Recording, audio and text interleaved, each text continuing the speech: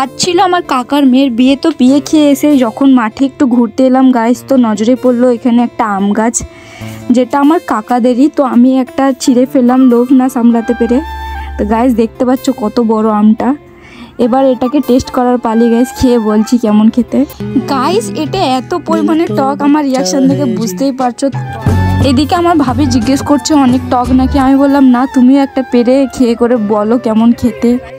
তো চলো গাইস, এরপর ভাবি পেরে একটা খেয়ে টেস্ট করে বলবে কেমন খেতে। তো তোমাদের সাথে সাথে আমিও খুব এক্সাইটেড ভাবির রিয়াকশন দেখার জন্য গাইস।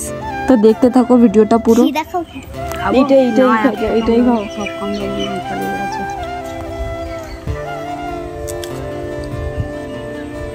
বাবা 20টা খেয়ে নিয়েছি গাইস।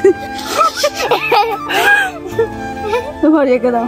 আমি 20টা খাবি না, তুই 20টা খেয়ে।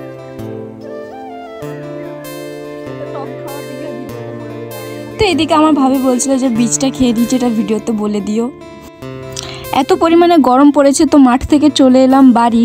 তো আমাকে কেমন লাগছে শাড়ি পরে অবশ্যই কমেন্ট করে জানাবে। তো গাইস আজকের জন্য এটুকুই, টাটা।